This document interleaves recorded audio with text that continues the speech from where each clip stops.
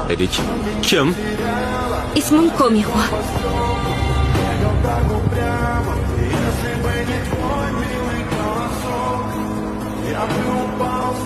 Nomzod Cho'nga savol bermoqchi edim. Men bu yerga Pak Chonxoning rafiqasi sifatida kelmadim.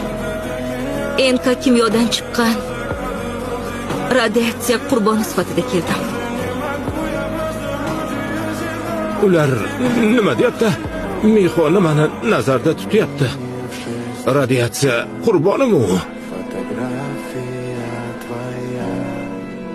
Buni hali erimga ham aytmadim. 12 yanvarda baxtsiz hodisa tufayli yer osti quvurlari yorilib ketdi.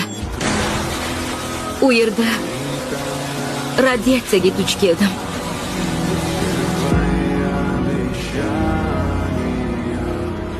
Yaqinda menga